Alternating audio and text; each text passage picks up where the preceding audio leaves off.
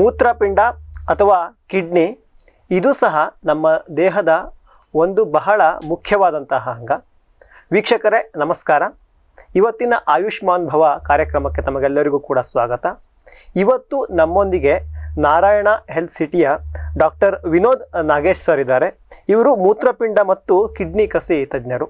ಇವತ್ತು ಇವರನ್ನು ಮಾತಾಡಿಸಿ ನಾವು ಮೊದಲಿಗೆ ಈ ಮೂತ್ರಪಿಂಡ ಅಥವಾ ಕಿಡ್ನಿ ಅಂತಂದರೆ ಏನು, ಅದು ಏನು ಕೆಲಸ ಮಾಡುತ್ತೆ, ಹೇಗೆ ಅನ್ನೋದನ್ನು ತಿಳ್ಕೊಳ್ಳೋಣ. ಅದರ ಜೊತೆಗೆ ದೀರ್ಘಕಾಲೀನ ಕಿಡ್ನಿ ಸಮಸ್ಯೆ ಹಾಗಂದರೆ ಏನು, ಅದು ಯಾಕೆ ಬರುತ್ತೆ, ಹೇಗೆ ಬರುತ್ತೆ, ಅದು ನಮ್ಮಲ್ಲಿ ಇದೆ ಅಂತ ನಮಗೆ ಹೇಗೆ ಗೊತ್ತಾಗುತ್ತೆ, ಅದಕ್ಕೆ ಯಾವ್ಯಾವ ರೀತಿ ಚಿಕಿತ್ಸೆ ಇದೆ, ಅದು ಬಂದರೆ ಏನೇನು ತೊಂದರೆ ಆಗುತ್ತೆ ಅನ್ನೋದನ್ನು ಇವತ್ತಿನ ಕಾರ್ಯಕ್ರಮದಲ್ಲಿ ಕೇಳಿ ತಿಳ್ಕೊಂಡು ಬರೋಣ. ಡಾಕ್ಟ್ರೇ, ನಮ್ಮ ಕಾರ್ಯಕ್ರಮಕ್ಕೆ ಸ್ವಾಗತ. ನಾವು ಕಾಮನ್ ಆಗಿ ಇವತ್ತಿನ ಕಾರ್ಯಕ್ರಮ ನಾವು ಮಾತಾಡ್ಕೋಬೇಕು ಅಂತ ಹೊರಟಿರೋದು ಕಿಡ್ನಿ ಬಗ್ಗೆ ಮಾತಾಡುವ, ಆಮೇಲೆ ದೀರ್ಘಕಾಲೀನ ಕಿಡ್ನಿಯ ಸಮಸ್ಯೆ ಬಗ್ಗೆ ಕೆಲವೊಂದಿಷ್ಟು ಮಾಹಿತಿಗಳನ್ನು ನಿಮ್ಮ ಹತ್ರ ತಿಳಿದುಕೊಳ್ಳುವ ಅಂತ ಅಂದ್ಕೊಂಡು. ನಮ್ಮ ವಾಹಿನಿಗೆ, ನಮ್ಮ ವೀಕ್ಷಕರಿಗೆ ನೀವು ಹೊಸಬರು, ಮೊದಲ ಬಾರಿಗೆ ಬರ್ತಾ ಇರೋದು. ಸೊ ಮೊದಲಿಗೆ ನಾವು ನಿಮ್ಮ ಪರಿಚಯನೇ ಇದು ಮಾಡ್ಕೊಂಡ್ಬಿಡುವ ಅಂತ ಸರ್. ನಿಮ್ಮದು ಅಂದರೆ ನೀವು ಓದಿದ್ದು ಎಲ್ಲಿ ಹೇಗೆ ಓದ್ರಿ, ಏನೇನು ಓದಿದ್ರಿ, ಯಾವ ರೀತಿ ಅಂತ ಒಂದು ಬರೀ ನಮ್ಮ ವೀಕ್ಷಕರಿಗೆ ತಿಳಿಸ್ಬಿಡ್ತೀರಾ ಸರ್? ಎಲ್ಲ ವೀಕ್ಷಕರಿಗೂ ನನ್ನ ನಮಸ್ಕಾರ.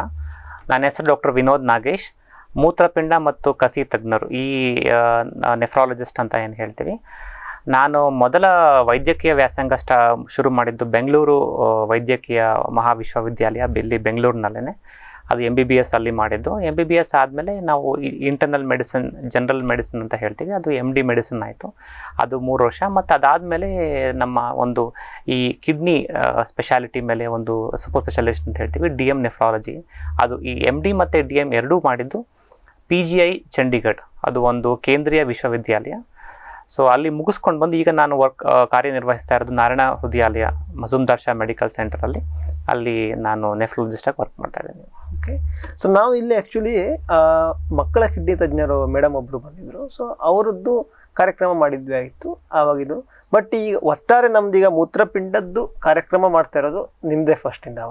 ಸೊ ನಮ್ಮ ಮುಖ್ಯ ಟಾಪಿಕ್ಕು ನಮ್ಮದು ದೀರ್ಘಕಾಲೀನ ಕಿಡ್ನಿ ಸಮಸ್ಯೆಗೆ ಹೋಗೋಕ್ಕಿಂತ ಮುಂಚೆ ನಾವು ಇಂಟ್ರೊಡಕ್ಷನ್ ಆಗೇ ತೊಗೊಂಬಿಡುವ ಸರ್. ಸೊ ಮೊದಲಿಗೆ ಈಗ ಕಿಡ್ನಿ ಅಥವಾ ಮೂತ್ರಪಿಂಡ ಅಂತಂದರೆ ಏನು, ನಮ್ಮ ಸಾಮಾನ್ಯ ಆಡಿಯನ್ಸಿಗೆ ಭಾಳಷ್ಟು ಮಂದಿಗೆ ಗೊತ್ತಿದ್ರೂ ಸಹಿತ ಅಲ್ಲಿಂದ ತೊಗೊಂಬಿಡುವ. ಅದು ಏನು ಕೆಲಸ ಮಾಡುತ್ತೆ, ಅದು ಯಾಕೆ ಇಂಪಾರ್ಟೆಂಟು, ಹೇಗೆ ಸರ್? ನಮ್ಮ ದೇಹದಲ್ಲಿ ಎಲ್ಲ ಅಂಗಗಳು ತುಂಬ ಇಂಪಾರ್ಟೆಂಟ್ ಆಗಿರುತ್ತೆ. ಸೊ ಅದೇ ಅಂತಲ್ಲ, ಸೊ ಎಲ್ಲರದು ಅದರದೇ ಆದಂತಹ ಒಂದು ಕಾರ್ಯನಿರ್ವಹಿಸುವಂತಹ ಒಂದು ವೈಖರಿ ಇರುತ್ತೆ. ಕಿಡ್ನಿ ಬಂದು ನಮ್ಮಲ್ಲಿ ದೇಹದಲ್ಲಿ 2 ಕಿಡ್ನಿ ಇರುತ್ತೆ. ಅಪ್ರಾಕ್ಸಿಮೇಟ್ಲಿ ನಮ್ಮ ಒಂದು ಮುಷ್ಟಿ ಮಾಡಿದಾಗ ನಮ್ಮ ಮುಷ್ಟಿ ಯಾವ ಸೈಜ್ ಬರುತ್ತೆ ಆ ಸೈಜಲ್ಲಿ ನಮ್ಮ ಒಂದೊಂದು ಕಿಡ್ನಿ ಕೂಡ ಇರುತ್ತೆ. ಅದು ನಮ್ಮ ಹೊಟ್ಟೆಯ ಹಿಂಭಾಗದಲ್ಲಿ 2 ಕಿಡ್ನಿ ಹುಡುತ್ತೆ. ಕಿಡ್ನಿಯ ಮೇನ್ ಕೆಲಸ ಏನು ಅಂದರೆ ನಮ್ಮ ದೇಹದಲ್ಲಿ ಉತ್ಪತ್ತಿಯಾಗುವಂತಹ ಕಶ್ಮಲಗಳನ್ನು ಆಚೆ ಹಾಕುವಂಥ ಕೆಲಸ ಮಾಡುತ್ತೆ. ಬೇಸಿಕಲಿ ಸಿಂಪಲ್ ಆಗಿ ನಾನು ಎಕ್ಸ್ಪ್ಲೈನ್ ಮಾಡಬೇಕು ಅಂದರೆ ಬ್ಲಡ್ನ ಫಿಲ್ಟರ್ ಮಾಡಿ, ಬ್ಲಡ್ಡಲ್ಲಿರುವಂತಹ ಎಲ್ಲ ಕಲ್ಮಶ ವಸ್ತುಗಳನ್ನು ಫಿಲ್ಟರ್ ಮಾಡಿ ಅದು ಯೂರಿನಲ್ಲಿ ಆಚೆ ಹಾಕುತ್ತೆ. ಬಟ್ ಅದೊಂದೇ ಅಲ್ಲ ಕೆಲಸ ಮಾಡೋದು, ನಮ್ಮ ದೇಹದಲ್ಲಿ ಆ್ಯಸಿಡ್ ಲೆವೆಲ್ ಬ್ಯಾಲೆನ್ಸ್ ಮೇಂಟೈನ್ ಮಾಡೋದಕ್ಕಾಗಿರ್ಬೋದು, ಇಲ್ಲ ಬ್ಲಡ್ ಪ್ರೆಷರ್ ಕಂಟ್ರೋಲ್ ಮಾಡಲಿಕ್ಕಾಗಿರ್ಬೋದು, ರಕ್ತ ಉತ್ಪಾದನೆಯಲ್ಲಿ ಅವಶ್ಯಕವಾದಂಥ ಒಂದು ಹಾರ್ಮೋನ್ನ ಪ್ರೊಡ್ಯೂಸ್ ಮಾಡೋದಕ್ಕೆ ಆಗಿರಬಹುದು, ಇನ್ನು ಅನೇಕ ರೀತಿಯಲ್ಲಿ ಇದು ಕಾರ್ಯನಿರ್ವಹಿಸುತ್ತೆ. ಬಟ್ ಅದು ಮೇನ್ ಫಂಕ್ಷನ್ ಬಂದ್ಬಿಟ್ಟು ಎಕ್ಸ್ಕ್ರೀಟರಿ ಫಂಕ್ಷನ್, ಅಂದರೆ ನಮ್ಮ ದೇಹದಲ್ಲಿ ಉತ್ಪತ್ತಿಯಾಗುವಂತಹ ಎಲ್ಲ ಕಲ್ಮಶಗಳನ್ನು ಆಚೆ ಹಾಕುವಂಥ ಒಂದು ಕೆಲಸ ಮಾಡುತ್ತೆ. ಈ ಕಿಡ್ನಿ ಸಾಮಾನ್ಯವಾಗಿ ಏನೇನೆಲ್ಲ ಸಮಸ್ಯೆಗಳು ಬರ್ತವೆ, ಹೇಗೆ ಅಂತ ಸರ್? ನಾರ್ಮಲಿ ಕಿಡ್ನಿನಲ್ಲಿ ನಮಗೆ ತುಂಬ ಮೋಸ್ಟ್ ಕಾಮನ್ಲಿ ನಾವು ನೋಡುವಂತಹ ಒಂದು ಸಮಸ್ಯೆಗಳೇನು ಅಂದರೆ ಕಿಡ್ನಿ ವೈಫಲ್ಯ. ಕಿಡ್ನಿ ವೈಫಲ್ಯದಲ್ಲಿ 2 ಥರ ಇರುತ್ತೆ, ಒಂದು ಅಕ್ಯೂಟ್ ಮತ್ತು ಕ್ರಾನಿಕ್ ಅಂತ. ಅಕ್ಯೂಟ್ ಅಂದರೆ ತುಂಬ ರೀಸೆಂಟಾಗಿ ಇತ್ತೀಚೆಗೆ ಬಂದಿರುವಂತಹ ಒಂದು ಸಮಸ್ಯೆ. ಕ್ರಾನಿಕ್ ಅಂದರೆ ಈ ಸಮಸ್ಯೆ ತುಂಬ ದಿನಗಳಿಂದ, ಅದನ್ನು ದೀರ್ಘಕಾಲೀನ ಅಂತಲೂ ಕೂಡ ಹೇಳ್ತೀವಿ. ಅದರ ಅರ್ಥ ಏನು ಅಂದರೆ ಈ ಒಂದು ಸಮಸ್ಯೆ ತುಂಬ ದಿನಗಳಿಂದ ಅದು ಕಿಡ್ನಿನಲ್ಲಿ ಕಾಣಿಸ್ಕೊಳ್ತಾ ಇದೆ ಅಂತ ಅರ್ಥ. ಇವೆರಡರಲ್ಲಿ ಏನಕ್ಕೆ ತುಂಬ ಡಿಫ್ರೆನ್ಸ್ ಆಗುತ್ತೆ ಅಂದರೆ ಅಕ್ಯೂಟ್ ಅಂದರೆ ತುಂಬ ರೀಸೆಂಟಾಗಿ ಬಂದಿರೋ ಪ್ರಾಬ್ಲಮ್ ಆದರೆ ಅದನ್ನು ನಾವು ಸರಿ ಮಾಡಬಹುದು. ಯಾರಸ್ ದೀರ್ಘಕಾಲೀನ ಕಿಡ್ನಿ ಸಮಸ್ಯೆ ಅಂದರೆ ಅದು ಕ್ರಾನಿಕ್, ಅದಂದರೆ ಅದು ಮತ್ತೆ ಸಂಪೂರ್ಣವಾಗಿ ಗುಣಪಡಿಸೋದಕ್ಕೆ ಆಗೋದಿಲ್ಲ. ಸೊ ಹಾಗಾಗಿ ಈ ಒಂದು CKD ಇಲ್ಲ ದೀರ್ಘಕಾಲೀನ ಕಿಡ್ನಿ ಸಮಸ್ಯೆಯನ್ನು ಆದಷ್ಟು ಬೇಗ ಅದನ್ನು ಗುರುತುಪಡಿಸೋದು ತುಂಬ ಇಂಪಾರ್ಟೆಂಟ್ ಆಗಿರುತ್ತೆ. ಇದೊಂದೇ ಅಂತ ಅಲ್ಲ, ಕಿಡ್ನಿನಲ್ಲಿ ಅನೇಕ ಕಿಡ್ನಿ ಸೋಂಕಿರ್ಬೋದು, ಕಿಡ್ನಿ ಇನ್ಫೆಕ್ಷನ್ ಅಂತ ಹೇಳ್ತೀವಿ, ಕಿಡ್ನಿನಲ್ಲಿ ಕಲ್ಲುಗಳಾಗಿರಬಹುದು, ಗ್ಲೊಮೆರುಲೋನೆಫ್ರೈಟಿಸ್ ಅಂತ ಹೇಳ್ತೀವಿ, ಇಲ್ಲ ಅಂದರೆ ಕಿಡ್ನಿಯಿಂದ ಯೂರಿನಲ್ಲಿ ಪ್ರೋಟೀನ್ ಲೀಕೇಜ್ ಆಗುವಂಥ ಕಂಡೀಷನ್ಸ್ ಇರುತ್ತೆ, ನೆಫ್ರಾಟಿಕ್ ಸಿಂಡ್ರೋಮ್ ಅಂತ ಹೇಳ್ತೀವಿ. ಮತ್ತು ಪಾಲಿಸಿಸ್ಟಿಕ್ ಕಿಡ್ನಿ ಡಿಸೀಸ್ ಅಂದರೆ ಕಿಡ್ನಿನಲ್ಲಿ ನೀರು ಬಬಲ್ಸ್ ಥರ ಗುಳ್ಳೆಗಳು ಕಾಣಿಸ್ಕೊಳ್ಳುತ್ತೆ, ಅದನ್ನು ನಾವು ಸಿಸ್ಟ್ ಅಂತ ಹೇಳ್ತೀವಿ. ಈ ರೀತಿ ವೆರೈಟಿ ಆಫ್ ಕಾಯಿಲೆಗಳು ನಾವು ಕಿಡ್ನಿನಲ್ಲಿ ಕಾಣಿಸ್ಕೊಳ್ಳುತ್ತೆ.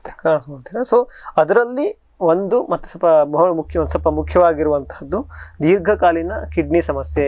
ಅದರ ಬಗ್ಗೆ ನಾವು ಇವತ್ತಿಗೆ ಮಾತಾಡೋದು, ನಮ್ಮ ಮೇನ್ ಟಾಪಿಕ್ ಅದು ಅಂತ ತಿಳ್ಕೊಂಡು. ಸರ್, ಇದು ದೀರ್ಘಕಾಲೀನ ಕಿಡ್ನಿ ಸಮಸ್ಯೆ ಅಂತಂದ್ರೆ ಏನು, ಹೇಗೆ ಅಂತ? ಅದು ನಾರ್ಮಲಿ ಈಗ ಕಿಡ್ನಿ ನಮ್ಮಲ್ಲಿ ಕೆಲಸ ಮಾಡ್ತಾ ಇದೆ ಅಂದರೆ ನಮ್ಮ ದೇಹಕ್ಕೆ ಸರಿಯಾಗುವಷ್ಟು ಒಂದು ದೇಹದಲ್ಲಿರುವಂತಹ ಎಲ್ಲ ಒಂದು ಕಲ್ಮಶ ವಸ್ತುಗಳನ್ನು ಕರೆಕ್ಟಾಗಿ ರಿಮೂವ್ ಮಾಡಿ ಅದನ್ನು ನಾವು ನಾರ್ಮಲ್ ಲೆವೆಲಲ್ಲಿ ಮೇಂಟೈನ್ ಮಾಡ್ತಾ ಇರುತ್ತೆ. ಯಾವಾಗ ಕಿಡ್ನಿಯ ಸಮಸ್ಯೆ ಉಂಟಾಗುತ್ತೆ ಆವಾಗ ನಮ್ಮ ಕಿಡ್ನಿಯ ಫಂಕ್ಷನಿಂಗ್ ಕೆಪಾಸಿಟಿ ಕಮ್ಮಿ ಆಗುತ್ತೆ. ನಾವು ಅದನ್ನು ವೆರೈಟಿ ಆಫ್ ಬ್ಲಡ್ ರಿಪೋರ್ಟ್ಸಲ್ಲಿ ಬ್ಲಡ್ ಟೆಸ್ಟ್ಗಳಲ್ಲಿ ನಾವು ಅದನ್ನು ನಾವು ಮೆಷರ್ ಮಾಡ್ತೇವೆ. ಈ ಒಂದು ಫಂಕ್ಷನಿಂಗ್ ಪರ್ಸೆಂಟೇಜ್ ಕಮ್ಮಿ ಆದಂಗೆ ನಾವು ಅದನ್ನು ದೀರ್ಘಕಾಲೀನ ಕಿಡ್ನಿ ಸಮಸ್ಯೆ ಅಂತ ಹೇಳ್ತೀವಿ. ಅದನ್ನು ನಾವು ಬ್ಲಡ್ನಲ್ಲಿ ಸಿರಮ್ ಕ್ರಿಯಾಟಿನಿನ್ ಅಂತ ನಾವು ಮೆಷರ್ ಮಾಡ್ತೀವಿ. ಯೂರಿನ್ನಲ್ಲಿ ಅದು ಪ್ರೋಟೀನ್ ಲೀಕೇಜ್ ಆಗಿರಬಹುದು. ಇದರಿಂದಲೂ ಕೂಡ ನಾವು ಇದನ್ನು ಗುರುತಿಸ್ತೀರಾ? ಸರ್, ಈಗ ದೀರ್ಘಕಾಲೀನ ಕಿಡ್ನಿ ಸಮಸ್ಯೆ ಇದು ಶುರುವಾಗೋದಂದ್ರೆ ಹೇಗೆ? ಅಂದರೆ ಬೈ ಬರ್ತ್ ಶುರುವಾಗುತ್ತೋ ಅಥವಾ ಸ್ವಲ್ಪ ವರ್ಷಗಳಾದ್ಮೇಲೆ ಶುರುವಾಗುತ್ತೋ? ಸಾಮಾನ್ಯವಾಗಿ ಶುರುವಾಗೋದು ಹೇಗೆ? ಅಂದರೆ ಕಿಡ್ನಿ ನೀವು ಹೇಳಿದ್ರಿ ಫಂಕ್ಷನ್ ಕಡಿಮೆ ಆಗ್ತಾ ಬರ್ತದೆ, ಅಂದ್ರೆ ಕಾರಣಗಳೇನು ಅಂತ? ಇದಕ್ಕೆ ತುಂಬ ಕಾರಣಗಳಿರುತ್ತೆ. ತುಂಬ ಪ್ರಮುಖವಾದಂಥ ಕಾರಣ ಅಂದರೆ ಮಧುಮೇಹ ಕಾಯಿಲೆ. ಸುಮಾರು 35-40% ಪೇಷಂಟ್ಸಲ್ಲಿ, ರೋಗಿಗಳಲ್ಲಿ ತುಂಬ ಕಾಮನ್ ಆಗಿ ಕಾಣಿಸ್ಕೊಳ್ಳೋದಂಥದ್ದು ಮಧುಮೇಹ ಸಮಸ್ಯೆ, ಡಯಾಬಿಟಿಸ್, ಮತ್ತು ಅಧಿಕ ರಕ್ತದೊತ್ತಡ, ಬೊಜ್ಜು, ಮತ್ತು ಧೂಮಪಾನ ಮಾಡೋದು, ಮತ್ತು ಇದು ಆಲ್ಕೋಹಾಲ್ ಕನ್ಸಂಪ್ಷನ್ ಅಂತ ಹೇಳ್ತೀವಿ, ಮದ್ಯಪಾನ ಸೇವಿಸೋದು, ಇದು ಕೂಡ ಆಗುತ್ತೆ. ಮತ್ತು ಕೆಲವು ಸಮಸ್ಯೆಗಳಲ್ಲಿ ಕಿಡ್ನಿ ಕಲ್ಲುಗಳಿಂದನೂ ಕೂಡ ಕಿಡ್ನಿ ಸಮಸ್ಯೆ ಆದರೂ ಕೂಡ ಅದು ಕೂಡ CKDನ ಪ್ರೊಡ್ಯೂಸ್ ಮಾಡುತ್ತೆ. ಮತ್ತು ಕಿಡ್ನಿನಲ್ಲಿ ಪದೇ ಸೋಂಕು, ಕಿಡ್ನಿ ಇನ್ಫೆಕ್ಷನ್ ಆಗೋದ್ರಿಂದನೂ ಕೂಡ ಇದು ಕಾಣುತ್ತೆ. ಮತ್ತೆ ನೀವು ಇನ್ನೊಂದು ಪ್ರಶ್ನೆ ಕೇಳಿದ್ರಿ, ಇದು ಯಾವ ಒಂದು ವಯಸ್ಸಿನಲ್ಲಿ ನಮಗೆ ಕಾಣಿಸ್ಕೊಳ್ಳುತ್ತೆ ಅಂತ. ಇದು ಎಲ್ಲಾ ವಯಸ್ಸಿನಲ್ಲೂ ಕೂಡ ಕಾಣಿಸ್ಕೊಳ್ಳುತ್ತೆ. ಈ ಒಂದು CKD ನಾವು ಚಿಕ್ಕ ಮಕ್ಕಳು, ಇವನ್ 18 ವರ್ಷದ ಕೆಳಪಟ್ಟವರಲ್ಲೂ ಕೂಡ ನಾವು ನೋಡ್ತೇವೆ. ಇವನ್ ಮಿಡಲ್ ಏಜ್ 20-40 ವರ್ಷದಲ್ಲೂ ಕೂಡ ಕಾಣಿಸ್ಕೊಳ್ಳುತ್ತೆ. ಇದು ಆ ಥರ ಏಜ್ ಲಿಮಿಟ್ ಅಂತ ಇಲ್ಲ. ಬಟ್ ಆದರೆ ಪ್ರತಿಯೊಂದು ಏಜ್ ಲಿಮಿಟ್ ಅಲ್ಲಿ ಅದಕ್ಕೆ ಕಾರಣಗಳು ಡಿಫ್ರೆಂಟ್ ಆಗಿರುತ್ತೆ ಅಷ್ಟೇ. ಬಟ್ CKD ಅಥವಾ ದೀರ್ಘಕಾಲೀನ ಕಿಡ್ನಿ ಸಮಸ್ಯೆ ಎಲ್ಲಾ ಒಂದು ಏಜ್ ಗ್ರೂಪ್ನಲ್ಲೂ ಕೂಡ ಕಾಣಿಸ್ಕೊಳ್ಳುತ್ತೆ. ಅಂದ್ರೆ ಈಗ ಹುಮ್ಮತನ ಇಲ್ಲ, ನನಗಿನ್ನು ಮಧುಮೇಹ ಬಂದಿಲ್ಲ, ಡಯಾಬಿಟಿಸ್ ರಕ್ತದೊತ್ತಡ ಇಲ್ಲ, ನನಗೇನು ಸಮಸ್ಯೆ ಇರಲ್ಲ ಅಂತಲ್ಲ, ಬೇರೆ ಕಾರಣದಿಂದ ಇರಬಹುದು. ಹೌದು ಸರ್, ಇದು ನಮ್ದು ಅಂದ್ರೆ ಜೆನೆಟಿಕಲಿ ಬರಬಹುದಾ? ಹೌದು, ಕೆಲವು ಕಾಯಿಲೆಗಳು ವಂಶ ಪಾರಂಪರ್ಯವಾಗಿ ಬರುವಂತಹ ಕಾಯಿಲೆಗಳು ಇರುತ್ತೆ. ಅವು ಪ್ರಿಡಾಮಿನೆಂಟ್ಲಿ 25 ವಯಸ್ಸಿಗಿಂತ ಕಮ್ಮಿ ಏಜ್ ಅಲ್ಲೇ ಅದು ಡಯಾಗ್ನೋಸ್ ಆಗುತ್ತೆ.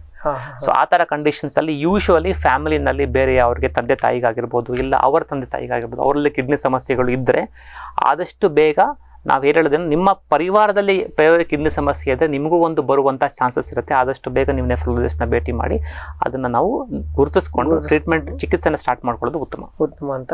ಸರ್, ಇದ್ರ ಲಕ್ಷಣ ಹೇಗೆ? ಅಂದ್ರೆ ನೀವು ಹೇಳಿದ್ರೆ ದೀರ್ಘಕಾಲೀನ ಸಮಸ್ಯೆ ಈಗ ಸಾಮಾನ್ಯವಾಗಿ ಅಕ್ಯೂಟ್ ಆದ್ರೆ ಗೊತ್ತಾಗ್ಬಿಡುತ್ತೆ ಅಂದ್ಕೊಂಡು, ದೀರ್ಘಕಾಲೀನ ಸಮಸ್ಯೆ ಗೊತ್ತಾಗೋದಂದ್ರೆ ಹೇಗೆ ಗೊತ್ತಾಗುತ್ತೆ? ಲಕ್ಷಣಗಳೇನು, ಹೇಗೆ ಸರ್ ಅದರದ್ದು? ಈ ಒಂದು ಕಾಯಿಲೆಯ ಲಕ್ಷಣಗಳು ಒಂದು ಕಣ್ಣಿನ ಸುತ್ತ, ಬೆಳಿಗ್ಗೆ ಎದ್ದ ತಕ್ಷಣ ನೀವು ಕನ್ನಡಿಲಿ ನೋಡ್ಕೊಂಡಾಗ ಕಣ್ಣಿನ ಸುತ್ತ ಊತ ಕಾಣಿಸ್ಕೊಳ್ಳುತ್ತೆ. ಇಲ್ಲ ಕಾಲು ನಡೆದಾಡಿದಾಗ ಸಾಯಂಕಾಲದ ಜೊತೆಗೆ ಕಾಲಲ್ಲಿ ಊತಗಳು ಕಾಣಿಸ್ಕೊಳ್ಳುತ್ತೆ. ಇದು ಯೂರಿನ್ನಲ್ಲಿ ನೊರೆ ಬರೋದು, ಇಲ್ಲ ಯೂರಿನ್ನಲ್ಲಿ ರಕ್ತ ಬರೋದು, ಇಲ್ಲ ಯೂರಿನ್ ಪಾಸ್ ಮಾಡಬೇಕಾದ್ರೆ ಉರಿ ಸಮಸ್ಯೆ ಆಗೋದು. ಮತ್ತು ನಮಗೆ ಚಿಕ್ಕ ವಯಸ್ಸಿನಲ್ಲಿ ಅಧಿಕ ರಕ್ತದೊತ್ತಡ ಡಯಾಗ್ನೋಸ್ ಆಗೋದು. ಫಾರ್ ಎಕ್ಸಾಂಪಲ್, ಇವಾಗ ಬ್ಲಡ್ ಪ್ರೆಷರ್ ಬರೋದು ನಾರ್ಮಲಿ 40-50 ಇಯರ್ಸ್ ಆದಮೇಲೆ. 20-25ನೇ ವಯಸ್ಸಿಗೆ ಒಬ್ಬರಿಗೆ ಅಧಿಕ ರಕ್ತದೊತ್ತಡ ಇದೆ ಅಂದರೆ ಅದರ ಅರ್ಥ ಏನು ಅಂದರೆ ಅವ್ರಿಗೆ ಮೋಸ್ಟ್ ಪ್ರಾಬಬ್ಲಿ ಅವ್ರಿಗೆ ಒಂದು ಈ ಕಿಡ್ನಿ ಸಮಸ್ಯೆ ಇರಬಹುದು ಅನ್ನೋದೊಂದು ಇರುತ್ತೆ. ಅದನ್ನು ನಾವು ಟೆಸ್ಟ್ ಮಾಡಿ ಗುರುತಿಸ್ಬೇಕಾಗುತ್ತೆ. ಸರ್, ಇನ್ನೊಂದು ನನ್ನ ಕುತೂಹಲದ ಪ್ರಶ್ನೆ, ಈಗ ನೀವೇ ಹೇಳಿದ್ರೆ ದೀರ್ಘಕಾಲೀನ ಸಮಸ್ಯೆ ಆಗಿರೋದ್ರಿಂದ ಮೊದಲಿಗೆ ಯಾವಾಗ ಒಂದು ಹಂತದಲ್ಲಿರ್ಬೋದು, ಹಂತ ಇದೆಯಾ ಇದರಲ್ಲಿ, ಹೇಗೆ? ಹೌದು, ಈ ಒಂದು ದೀರ್ಘಕಾಲೀನ ಸಮಸ್ಯೆ, ಈ ಒಂದು ಕಿಡ್ನಿ ಸಮಸ್ಯೆನಲ್ಲಿ ನಾವು 5 ಹಂತಗಳನ್ನು ಗುರುತಿಸ್ತೇವೆ. ಅಂದ್ರೆ ಇವಾಗ ನಾವು GFR, ನಾರ್ಮಲ್ ಗ್ಲೊಮರುಲಾರ್ ಫಿಲ್ಟ್ರೇಷನ್ ರೇಟ್, ಅಂದ್ರೆ ಅದು ನಾವು ಕಿಡ್ನಿ ಫಂಕ್ಷನ್ಗೆ ನಾವು ಈಕ್ವಿವೆಲೆಂಟ್ ಮಾಡ್ತೇವೆ. ಕಿಡ್ನಿ ಫಂಕ್ಷನ್ 60%ಗಿಂತ ಮೇಲಿದೆ, 90%ಗಿಂತ ಮೇಲಿದ್ರೆ ಅದು ಹಂತ 1, 60-90 ಅಂದ್ರೆ ಅದು ಹಂತ 2, 45-60% ಅಂದ್ರೆ ಅದು ಹಂತ 3, ಹಂತ 4, ಹಂತ 5. 5ನೇ ಹಂತ ಅಂದ್ರೆ ಅದು ಕೊನೆಯ ಹಂತ. ಅಂದ್ರೆ ಎರಡು ಕಿಡ್ನಿ ಸೇರಿ ಅವರಿಗೆ 15%ಗಿಂತ ಕಮ್ಮಿ ಕೆಲಸ ಮಾಡ್ತಾ ಇದೆ ಅನ್ನೋದು ಒಂದು ಅರ್ಥ ಆಗುತ್ತೆ. ಸೊ ಈ ಹಂತಗಳಲ್ಲಿ ನಮ್ಮ ಚಿಕಿತ್ಸೆಗಳು ಡಿಫ್ರೆಂಟ್ ಆಗಿರುತ್ತೆ. ಅಲ್ಲ, ನನಗೆ ಯಾಕೆಂದ್ರೆ ಅಂತಂದ್ರೆ ನೀವು ಹೇಳಿದ್ರಿ ಈಗ ಬೆಳಗ್ಗೆ ತಕ್ಷಣ ಕಣ್ಣು ಊದ್ಕೊಳ್ಳೋದಿರ್ಬಹುದು, ಕಾಲು ದಪ್ಪ ಆಗೋದು, ಅಥವಾ ಮೂತ್ರದಲ್ಲಿ ರಕ್ತ ಬರೋದು, ಅಥವಾ ಮೂತ್ರ ನೊರೆ ಆಗೋದು, ಅದೆಲ್ಲ ಯಾವ ಹಂತದಲ್ಲಿ ಗೊತ್ತಾಗತ್ತೆ ಸಾಮಾನ್ಯವಾಗಿ ಲಕ್ಷಣ? ಈ ತರ ಲಕ್ಷಣಗಳು ಕಾಮನ್ಲಿ ಸೀನ್ ಅಂದ್ರೆ, ಇವಾಗ ಫಾರ್ ಎಕ್ಸಾಂಪಲ್ 100 ರೋಗಿಗಳಲ್ಲಿ 60-70 ರೋಗಿಗಳಲ್ಲಿ ಈ ಒಂದು ರೋಗ ಲಕ್ಷಣಗಳು ಬರೋದು ಹಂತ 3 ಇಲ್ಲ ಹಂತ 4ರಲ್ಲಿ. ಹಂತ 1 ಇಲ್ಲ 2ನೇ ಹಂತ 3ನೇ ಹಂತದಲ್ಲಿ ನೀವು ನಾರ್ಮಲ್ ಆಗಿರ್ತಾರೆ ರೋಗಿಗಳು. ಅವ್ರ ರೋಗಿಗಳಂತಾನೆ ಗೊತ್ತಿರಲ್ಲ, ಅವ್ರ ಕಿಡ್ನಿ ಸಮಸ್ಯೆ ಇರೋದು ಕೂಡ ಅವ್ರಿಗೆ ಗೊತ್ತಿರಲ್ಲ. ಸೊ ನಾವು ರೋಗ ಲಕ್ಷಣಗಳನ್ನೇ ಕಾದು ಕೂತ್ಕೊಂಡ್ರೆ ನಮ್ಮ ಕಿಡ್ನಿ ಸಮಸ್ಯೆನ ಕಂಡುಹಿಡಿಯೋದ್ರಲ್ಲಿ ನಾವು ಆಲ್ಮೋಸ್ಟ್ ನಾವು 4ನೇ ಹಂತಕ್ಕೆ ನಾವು ಡಯಾಗ್ನೋಸ್ ಆಗ್ತೇವೆ. ಅದಕ್ಕೆ ನನ್ನ ನೆಕ್ಸ್ಟ್ ಪ್ರಶ್ನೆ ಅದೇ ಇತ್ತು. ಈಗ ಸಾಮಾನ್ಯವಾಗಿ ನೀವು ಡಯಾಗ್ನೋಸ್ ಮಾಡೋದಕ್ಕೆ ಏನೇನು ಟೆಸ್ಟ್ ಮಾಡ್ತೀರಾ, ಅಥವಾ ಯಾರಿಗೋ ಒಬ್ಬರಿಗೆ ಸಾಮಾನ್ಯವಾಗಿ ನಾವು ಏನೇನ ಟೆಸ್ಟ್ ಮಾಡ್ತಾ ಇರಬೇಕಾಗುತ್ತೆ? ನಮ್ಮ ಕಿಡ್ನಿ ಆರೋಗ್ಯ ಸರಿ ಇದೆಯಲ್ಲ ಅಂತ ನೋಡಕ್ಕೆ ಏನು ಟೆಸ್ಟ್ ಮಾಡಿಸ್ಬೇಕು? ಆ್ಯಕ್ಚುಲಿ ಇದೊಂದು ಉತ್ತಮ ಪ್ರಶ್ನೆ, ಯಾಕೆಂದರೆ ಇದು ಎಲ್ಲರೂ ತಿಳ್ಕೊಬೇಕಾದಂತಹ ಒಂದು ಪ್ರಶ್ನೆ. ಯಾರಿಗೆ ನಾವು ಯಾರ್ಯಾರು ನಾವು ಕಿಡ್ನಿ ಡಾಕ್ಟರ್ ನಮ್ಮನ್ನು ಭೇಟಿ ಮಾಡಬೇಕು? ಯಾರು ಫ್ಯಾಮಿಲಿನಲ್ಲಿ ಅಂದರೆ ವಂಶ ಪಾರಂಪರ್ಯವಾಗಿ ಇಲ್ಲ ಪರಿವಾರದಲ್ಲಿ ಯಾರಿಗಾದರೂ ತಂದೆ ತಾಯಿ ಅಕ್ಕ ತಮ್ಮ ಬೇರೆಯವ್ರಿಗೆ ಕಿಡ್ನಿ ಸಮಸ್ಯೆ ಇದ್ದರೆ ಅವರು ವಯಸ್ಸು ಎಷ್ಟೇ ಆಗಿರಲಿ ಅವರು ಇಮಿಡಿಯೇಟಾಗಿ ಹೋಗಿ ಅವರನ್ನ ಒಂದು ಚೆಕಪ್ ಮಾಡಿಸ್ಕೋಬೇಕು. ಅವ್ರಿಗೆ ಪದೇ ಪದೇ ಕಿಡ್ನಿಗಳಲ್ಲಿ ಕಲ್ಲುಗಳಾಗ್ತಾ ಇದ್ದಾರೆ, ಕಿಡ್ನಿ ಸಮಸ್ಯೆ ಇನ್ನೂ ಶುರುವಾಗಿರೋ ಮುಂಚೆನೇ ಅದು ಟ್ರೀಟ್ಮೆಂಟ್ ತೊಗೊಂಡ್ರೆ ಕಿಡ್ನಿ ಸಮಸ್ಯೆಯನ್ನು ನಾವು ತಡೆಗಟ್ಟಬಹುದು.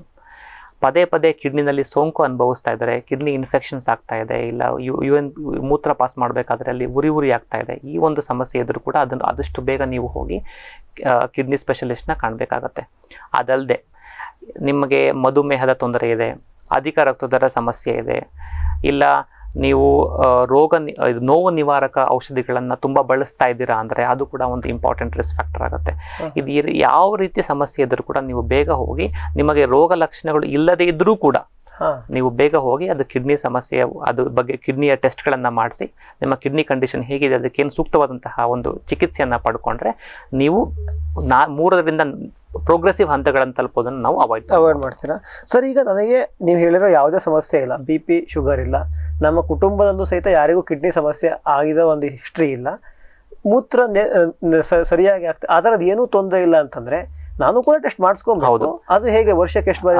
ನಾರ್ಮಲಿ ನಾವು ಇವಾಗ ಬರೀ ಕಿಡ್ನಿ ಒಂದೇ ಅಂತ ಅಲ್ಲ, ಈಗ ವಯಸ್ಸು ಫಾರ್ ಎಕ್ಸಾಂಪಲ್ ಈ ಒಂದು ಜನರೇಷನ್ನಲ್ಲಿ 40 ವಯಸ್ಸು ದಾಟಿದ ಮೇಲೆ ಪ್ರತಿ ವರ್ಷಕ್ಕೊಮ್ಮೆ ನೀವು ಹೆಲ್ತಿ ಬಾಡಿ ಚೆಕಪ್ ಮಾಡೋದು ಉತ್ತಮ. ಇದು ಬರೀ ಕಿಡ್ನಿಗೆ ಅಂತ ನಾನು ಹೇಳ್ತಾ ಇಲ್ಲ, ಹಾರ್ಟ್ ಆಗಿರ್ಬೋದು, ಕಿಡ್ನಿ ಆಗಿರಬಹುದು, ಇಲ್ಲ ರಕ್ತದೊತ್ತಡ ಚೆಕ್ ಮಾಡಿಸೋದಾಗಿರ್ಬಹುದು, ಕೊಲೆಸ್ಟ್ರಾಲ್ ಚೆಕ್ ಮಾಡಿಸೋದಾಗಿರ್ಬೋದು, ಇಲ್ಲ ಮಧುಮೇಹದ ಬಗ್ಗೆ ಚೆಕ್ ಮಾಡಿಸೋದಾಗಿರ್ಬೋದು, ಇವೆಲ್ಲ ಚೆಕ್ ಮಾಡಿಸೋದು ಉತ್ತಮ.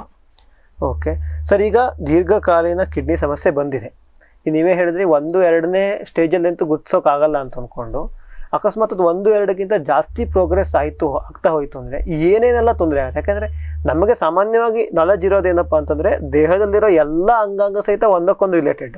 ಈಗ ಹಾರ್ಟ್ ಸರಿಯಾಗಿ ಕೆಲಸ ಮಾಡಿಲ್ಲ ಅಂದ್ರೆ ಅದು ಕಿಡ್ನಿ ಹೊಡೆತ ಬೀಳುತ್ತೆ, ಕಿಡ್ನಿ ಸರಿಯಾಗಿ ಕೆಲಸ ಮಾಡಿಲ್ಲ ಅಂದರೆ ಇನ್ನೊಂದು ಅದಕ್ಕೆ ಹೊಡೆತ ಬೀಳುತ್ತೆ. ಸೊ ಏನೇನು ತೊಂದರೆಗಳಾಗ್ತವೆ, ಹೇಗೆ ಸರ್? ನಾರ್ಮಲಿ ಇದು 3ನೇ ಹಂತದಿಂದ ಸಿಂಪ್ಟಮ್ಸ್ 4ನೇ ಹಂತದಲ್ಲೇ ಮೆಜಾರಿಟಿ ಆಫ್ ದ ಸಿಂಪ್ಟಮ್ಸ್ ಕಾಣಿಸ್ಕೊಳ್ಳೋದು. ಒಬ್ಬ ರೋಗಿ 4ನೇ ಇಲ್ಲ 5ನೇ ಹಂತಕ್ಕೆ ಬರ್ತಾನೆ ಅಂದರೆ ರಕ್ತ ಉತ್ಪಾದನೆ ಕಮ್ಮಿ ಆಗುತ್ತೆ, ಅವ್ರಿಗೆ ಅನೀಮಿಯಾ ಆಗುತ್ತೆ, ಅದರಿಂದ ಅವರು ಮಾಡುವಂತಹ ಒಂದು ಎಲ್ಲ ಕೆಲಸಗಳಲ್ಲೂ ನಿಶ್ಶಕ್ತಿ ಉಂಟಾಗುತ್ತೆ. ಯಾವುದೇ ಕೆಲಸ ಮಾಡೋದಕ್ಕೂ ಅವ್ರಿಗೆ ಉತ್ತೇಜನ ಇರಲ್ಲ, ಆಸಕ್ತಿ ಇರಲ್ಲ, ನಿರಾಸಕ್ತಿ ಉಂಟಾಗುತ್ತೆ. ಆಮೇಲೆ ಈ ಒಂದು ಕಾಯಿಲೆ 4ನೇ ಹಂತ ತಲುಪಿದ ಮೇಲೆ ಅವರ ಮೂಳೆಗಳು ಕೂಡ ವೀಕ್ ಆಗ್ತಾ ಹೋಗುತ್ತೆ, ಅದನ್ನು ಮಿನರಲ್ ಬೋನ್ ಡಿಸಾರ್ಡರ್ ಅಂತ ಹೇಳ್ತೇವೆ. ಮತ್ತು ಅದರಿಂದ ಬ್ಲಡ್ ಪ್ರೆಷರ್ ಜಾಸ್ತಿ ಆಗುತ್ತೆ, ರಕ್ತದೊತ್ತಡ ಜಾಸ್ತಿ ಆಗುತ್ತೆ. ಆ ರಕ್ತದೊತ್ತಡದ ಎಫೆಕ್ಟ್ ಕೂಡ ಹಾರ್ಟ್ ಮತ್ತು ಬ್ರೈನ್ ಮೇಲೆ ಆಗುತ್ತೆ, ಹಾರ್ಟ್ ಅಟ್ಯಾಕ್ ಮತ್ತು ಸ್ಟ್ರೋಕ್ ರಿಸ್ಕ್ ಕೂಡ ಜಾಸ್ತಿ ಆಗುತ್ತೆ. ಸೊ ಕಿಡ್ನಿ ಸಮಸ್ಯೆಯಿಂದ ಬೇರೆ ಎಲ್ಲದಕ್ಕೂ ಕೂಡ ಸಮಸ್ಯೆ ಆಗ್ತಾನೆ ಹೋಗುತ್ತೆ ಅಂತ. ಎಲ್ಲ ಒಂದು ಆರ್ಗನ್ಸ್ ತುಂಬಾ ಇಂಟರ್ ಕನೆಕ್ಟೆಡ್ ಆಗಿರುತ್ತೆ. ಸೊ ಯಾವುದೇ ಒಂದು ಆರ್ಗನ್ಗೆ ಸಮಸ್ಯೆ ಬಂದರೂ ಕೂಡ ಮಿಕ್ಕಿದ ಆರ್ಗನ್ಸ್ ಡೆಫಿನೆಟ್ಲಿ ಅಫೆಕ್ಟ್ ಆಗುತ್ತೆ. ಸರ್, ಇದರದ್ದು ಚಿಕಿತ್ಸೆ ಹೋಗೋಕ್ಕಿಂತ ಮುಂಚೆ ಈಗ ಇದರ ದೀರ್ಘಕಾಲೀನ ಕಿಡ್ನಿ ಸಮಸ್ಯೆ ಬರದೇ ಇರೋ ರೀತಿ ನಾವು ನೋಡ್ಕೊಳ್ಳೋದು ಒಂದು, ಅಥವಾ ಸಾಮಾನ್ಯವಾಗಿ ನಾನು ಕೇಳೋದಾಗಿದ್ರೆ ನಮ್ಮ ಮೂತ್ರಪಿಂಡವನ್ನು ಆರೋಗ್ಯವಾಗಿ ಇಟ್ಕೊಬೇಕು ಅಂತಂದರೆ ಏನೇನು ನಮ್ಮ ದೈನಂದಿನ ಚಟುವಟಿಕೆಯಲ್ಲಿ ಏನೇನನ್ನು ಮಾಡಬೇಕು, ಏನೇನನ್ನು ಮಾಡಬಾರ್ದು, ಹೇಗೆ? ಸೊ ಬೇಸಿಕಲಿ ಈಗ ನಮ್ಮಲ್ಲಿ ಇಷ್ಟು ಕಿಡ್ನಿ ಸಮಸ್ಯೆ ಯಾಕೆ ಅದರ ಒಂದು ಪ್ರಿವೆಲೆನ್ಸ್ ಇಷ್ಟು ಇನ್ಕ್ರೀಸ್ ಆಗಿದೆ ಅಂತ ಹೇಳಿದ್ರೆ ಅದು ಮೇನ್ ರೂಟ್ ಕಾಸ್ ಸಮಸ್ಯೆ ಹಾಗೆ ಕಿಡ್ನಿ ಸಮಸ್ಯೆ ಕೂಡ ಜಾಸ್ತಿ ಆಗ್ತಾ ಇದೆ. ಯಾಕೆ ಬೊಜ್ಜು ಜಾಸ್ತಿ ಆಗ್ತಾ ಇದೆ, ಮಧುಮೇಹದ ಪರ್ಸೆಂಟೇಜ್ ಜಾಸ್ತಿ ಆಗ್ತಾ ಇದೆ, ಹೃದಯ ಸಂಬಂಧಿತ ಕಾಯಿಲೆಗಳು ಜಾಸ್ತಿ ಆಗ್ತಾ ಇದೆ, ಕಿಡ್ನಿ ಸಂಬಂಧಿತ ಕಾಯಿಲೆಗಳು ಜಾಸ್ತಿ ಆಗ್ತಾ ಇದೆ. ನೀವು ಇದರ ರೂಟ್ ಕಾಸ್ ನೋಡಿದ್ರೆ ಇದರ ರೂಟ್ ಕಾಸ್ ಬಂದ್ಬಿಟ್ಟು ನಮ್ಮ ಜೀವನ ಶೈಲಿ. ಯಾಕೆಂದರೆ ನೀವು ನೋಡಿ 2 ಜನರೇಷನ್ ಮುಂಚೆ ನೋಡಿ, ನಮ್ಮ ತಾತನ ಜನರೇಷನ್ ನೋಡಿ, ಆವಾಗ ಜಾಸ್ತಿ ಹೋಟೆಲ್ಗಳಿರಲಿಲ್ಲ, ಎಲ್ಲರೂ ಮನೆ ಊಟ ಮಾಡ್ತಾಯಿದ್ರು, ಎಲ್ಲರೂ ದೈಹಿಕ ಚಟುವಟಿಕೆ ತುಂಬ ಜಾಸ್ತಿ ಇತ್ತು, ಎಲ್ಲರೂ ಹೊಲಗಳಲ್ಲಿ ಪೂರ್ತಿ ಕೆಲಸ ಮಾಡ್ತಾಯಿದ್ರು. ಬಟ್ ಈ ಜನರೇಷನ್ ಆ ಜನರೇಷನ್ ನಾವು ಕಂಪೇರ್ ಮಾಡಿದ್ರೆ ಈಗ ಎಲ್ಲರೂ ಎಲ್ಲ ಎವ್ರಿಥಿಂಗ್ ಎಲ್ಲ ನಮ್ಮ ಬೆರಳುಗಳು ತುದಿಗೆ ಬಂದುಬಿಟ್ಟಿದೆ. ಮೊಬೈಲಲ್ಲಿ ಒಂದು ಬಟನ್ ಪ್ರೆಸ್ ಮಾಡಿದ್ರೆ ಮನೆಗೆ ಊಟ ಬಂದು ಬೀಳುತ್ತೆ. ಅದು ಊಟ ಯಾರು ಮಾಡಿದ್ದಾರೆ, ಎಷ್ಟು ಎಣ್ಣೆ ಯೂಸ್ ಮಾಡಿದ್ದಾರೆ, ಏನು ಮಾಡಿದ್ದಾರೆ ಯಾರಿಗೂ ಬೇಕಿಲ್ಲ. ಸೊ ಈ ಒಂದು ಜೀವನ ಶೈಲಿ ಚೇಂಜ್ ಆಗಿರೋದು ನಮ್ಮ ರೂಟ್ ಕಾಸ್. ಇದೊಂದು ಕಿಡ್ನಿ ಸಮಸ್ಯೆಗೆ ಮಾತ್ರ ಅಂತಲ್ಲ, ಎಲ್ಲ ಸಮಸ್ಯೆಗಳಿಗೂ ರೂಟ್ ಕಾಸ್. ಮತ್ತು ನಮಗೆ ಈಗ ದೈಹಿಕ ಚಟುವಟಿಕೆ ಯಾರೂ ಇಲ್ಲ, ಎಲ್ಲರೂ ಆಫೀಸ್ ವರ್ಕು, ಟೇಬಲ್ ವರ್ಕು, ಯಾರು ಎಕ್ಸಸೈಸ್ ಮಾಡಲ್ಲ, ಬೊಜ್ಜು ಜಾಸ್ತಿ ಆಗ್ತಾ ಇದೆ, ಫಾಸ್ಟ್ ಫುಡ್ಗಳು ಜಾಸ್ತಿ ಆಗ್ತಾ ಇದೆ.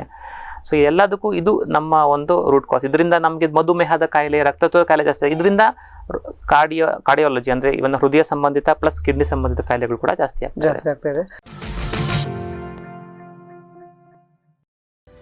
ನಾರಾಯಣ ಹೆಲ್ತ್ ಎಲ್ಲ ಆರೋಗ್ಯ ಸೇವೆಗಳು ಒಂದೇ ಸೂರಿನಡಿಯಲ್ಲಿ.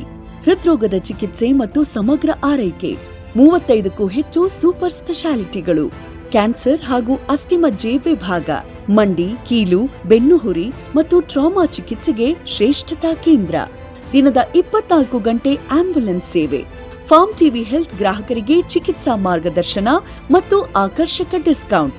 Narayana health city, Bengaluru. Apollo Ayurveda ದೇಶದ ಅತಿ ದೊಡ್ಡ ಆಯುರ್ವೇದ ಆಸ್ಪತ್ರೆ ಸರಣಿ.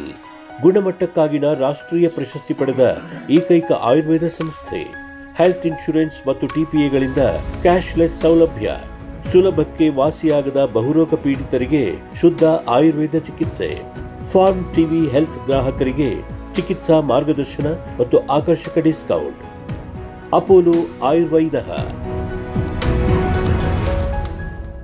ವಿಶ್ವಾರಾಧ್ಯ ಕ್ಯಾನ್ಸರ್ ಆಸ್ಪತ್ರೆ ಮತ್ತು ಸಂಶೋಧನಾ ಸಂಸ್ಥೆ. ವಿಶ್ವದ ಅತ್ಯುತ್ತಮ ರೇಡಿಯೋಥೆರಪಿ ಈಗ ದಾವಣಗೆರೆಯಲ್ಲಿ. ಮೆಡಿಕಲ್, ರೇಡಿಯೇಷನ್ ಮತ್ತು ಸರ್ಜಿಕಲ್ ಆಂಕಾಲಜಿ ವಿಭಾಗಗಳೊಂದಿಗೆ ಸಮಗ್ರ ಕ್ಯಾನ್ಸರ್ ಚಿಕಿತ್ಸೆ, ಗರ್ಭಕೋಶ ಕ್ಯಾನ್ಸರ್ ತಡೆಗೆ ವ್ಯಾಕ್ಸಿನ್, ತ್ವರಿತ ಚಿಕಿತ್ಸೆ, ವ್ಯಕ್ತಿಗತ ಆರೈಕೆ, ಎಲ್ಲ ಆರೋಗ್ಯ ವಿಮಾ ಸೌಲಭ್ಯ.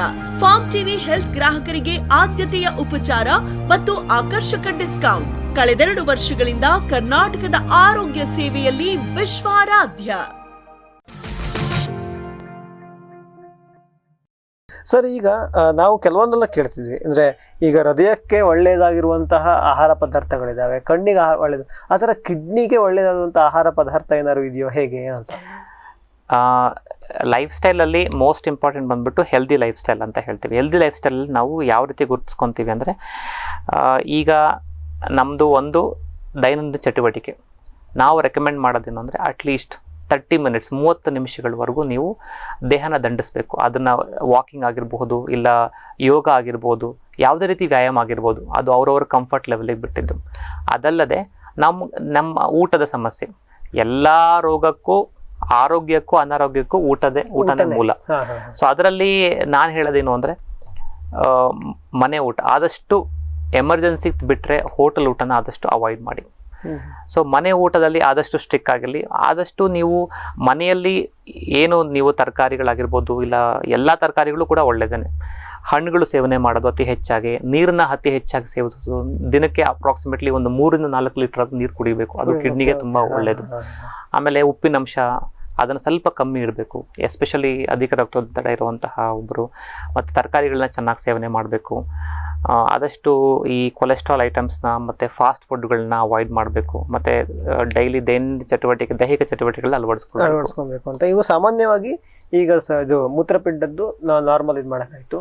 ಅಕಸ್ಮಾತ್ ಯಾರಿಗೂ ನಮ್ಮ ಫ್ಯಾಮಿಲಿಯಲ್ಲಿ ಕಿಡ್ನಿ ಸಮಸ್ಯೆ ಇದೆ, ಅದು ದೀರ್ಘಕಾಲೀನ ಕಿಡ್ನಿ ಸಮಸ್ಯೆನೇ ಇದೆ ಅಂತಂದರೆ ಅಂಥವರು ಸ್ಪೆಷಲ್ಲಾಗಿ ಏನಾದ್ರು ಕೇರ್ ಮಾಡ್ಕೊಬೇಕಾ, ಹೇಗೆ ಏನು ಅಂತ?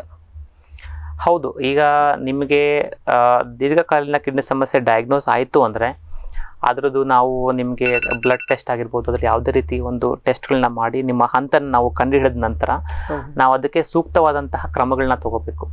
ಅದಕ್ಕೆ ವೈದ್ಯಕೀಯ ಚಿಕಿತ್ಸೆ ಇರುತ್ತೆ, ಮೆಡಿಸಿನ್ಸ್ ಇರುತ್ತೆ, ಪ್ಲಸ್ ಅದಕ್ಕೂ ಕೂಡ ನಿಮಗೆ ಆಹಾರ ಪದ್ಧತಿಯಲ್ಲಿ ಆ ಒಂದು ನಾವು ಡಯಟ್ ಚಾರ್ಟ್ ಅಂದರೆ ಪಥ್ಯ ಮಾಡೋದಕ್ಕೆ ಹೇಳ್ತೀವಿ. ಯಾಕೆಂದರೆ ಅದಕ್ಕೆ ತಕ್ಕಂತೆ ಏನು ತಿನ್ನಬಾರ್ದು ಅಂತ ನಾರ್ಮಲಿ ನಾವು ಅದು ಪಥ್ಯ ಕೂಡ ನಿಮ್ಮ ಒಂದು CKD ಹಂತದ ಮೇಲೆ ಡಿಪೆಂಡ್ ಆಗುತ್ತೆ. ಸುಮಾರು ನೀವು CKD 4ನೇ ಹಂತ 5ನೇ ಹಂತ ತಲುಪಿದ್ರೆ ನಿಮಗೆ ನಾವು ನೀರನ್ನ ಕಮ್ಮಿ ಕುಡಿಯೋದಕ್ಕೆ ಹೇಳ್ತೇವೆ. ಯಾಕೆ ಅಂದರೆ ನಾರ್ಮಲಿ ನಾವು ಇವಾಗ 2 ಲೀಟರ್ ನಾವು ನೀರು ಸೇವಿಸಿದ್ರೆ ಅದು ಕಿಡ್ನಿ ಕೂಡ 2 ಲೀಟರ್ ನೀರನ್ನ ಆಚೆ ಹಾಕುತ್ತೆ. ಬಟ್ ಕಿಡ್ನಿ ಕೆಲಸ ಕಮ್ಮಿ ಮಾಡ್ತಾ ಇದ್ದಾಗ ಆದಾಗ ಏನಾಗುತ್ತೆ, ನಿಮ್ಮಲ್ಲಿ ನೀವು ಅಷ್ಟು ಅದು ಹೊರಗಡೆ ಹೋಗೋದಿಲ್ಲ. ನಿಮ್ಗೆ ಕಾಲು ಊತ ಬರೋದು, ಕಣ್ಣಿನ ಸುತ್ತ ಊತ ಬರೋದು ಕೂಡ ಆಗುತ್ತೆ. ಅದು ಅಷ್ಟು ಲೋಡ್ನ ತಗೊಳ್ಳೋದಿಲ್ಲ. ಅದಕ್ಕೆ ಏನು ಮಾಡ್ತೀವಿ, 1.5 to 2 ಲೀಟರ್ಗೂ ನಾವು ನೀರು ಕುಡೀರಿ ಅಂತ ಹೇಳ್ತೀವಿ. ಮತ್ತು ಈ ರಕ್ತದೊತ್ತಡ ಕಮ್ಮಿ ಮಾಡೋದಕ್ಕೆ ಉಪ್ಪಿನ ಅಂಶನ ಕಮ್ಮಿ ಮಾಡೋದಕ್ಕೆ ಹೇಳ್ತೇವೆ. ಮತ್ತು ಕೆಲವು ಸಲ ಪೊಟ್ಯಾಷಿಯಂ ತುಂಬ ಇರುವಂತಹ ಕೆಲವು ಹಣ್ಣುಗಳಿದೆ, ಸಿಟ್ರಸ್ ಫ್ರೂಟ್ಸ್ ಅಂತ ಹೇಳ್ತೀವಿ. ಹುಳಿ ಪದಾರ್ಥದ ಹಣ್ಣುಗಳು, ನಿಂಬೆ ಹಣ್ಣಾಗಿರ್ಬೋದು, ಮೂಸಂಬಿ, ಕಿತ್ತಳೆ ಹಣ್ಣು, ಬಾಳೆಹಣ್ಣು, ಎಳ್ನೀರು, ಇಂಥದ್ದನ್ನು ಅವಾಯ್ಡ್ ಮಾಡೋದಕ್ಕೆ ಹೇಳ್ತೀವಿ. ಆಮೇಲೆ ಅದ್ರ ಪ್ರಕಾರ ನಿಮಗೆ ಲಾಟ್ ಆಫ್ ಎಲೆಕ್ಟ್ರೋಲೈಟ್ಸ್ ಇರುತ್ತೆ, ಎಲ್ಲ ಕ್ಯಾಲ್ಶಿಯಂ ಆಗಿರ್ಬೋದು, ಫಾಸ್ಫರಸ್ ಆಗಿರ್ಬೋದು, ಯೂರಿಕ್ ಆಸಿಡ್ ಆಗಿರ್ಬೋದು. ಇದರ ವ್ಯತ್ಯಯ ಇದ್ದಾಗ ಅದು ಯಾವ ಆಹಾರದಲ್ಲಿ ಅದರ ಕಂಟೆಂಟ್ ಜಾಸ್ತಿ ಇರುತ್ತೆ ಅದನ್ನು ಸ್ಪೆಸಿಫಿಕಲಿ ಅವಾಯ್ಡ್ ಮಾಡೋಕ್ಕೆ ಹೇಳ್ತೀವಿ.